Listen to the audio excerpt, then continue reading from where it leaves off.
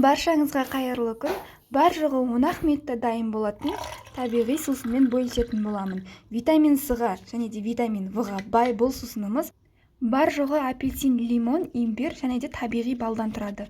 Лимон, апельсин, имбирімізді жақсылап тазалап, сыртын аршып, өзімізге қажетті түрде кубиктап немесе жұқалап кесіп аламыз.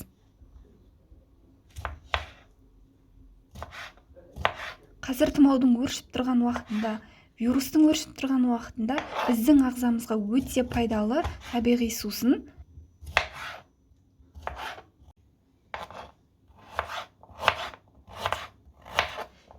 Осылай жақсылап кесіп алдық. Енді шұңғылдау үлкен ыдысымызға салып, блендердің көмегімен езіп аламыз. Массировканың көмегімен де тартып алуға болады.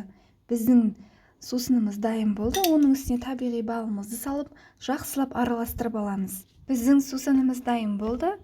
Осылайша шыны ыдысқа құйып, холодильникте сақтасаңыздар өте жақсы. Әрбір азанғы уақытта ашқарынға 2 қасықтан салып, қайнаған ыстық емес жылы суға араластырып ішсеңіздер, иммунитеттеріңізге өте көмектеседі. Витаминге бай біздің қазақша терафилумыз дайын болды.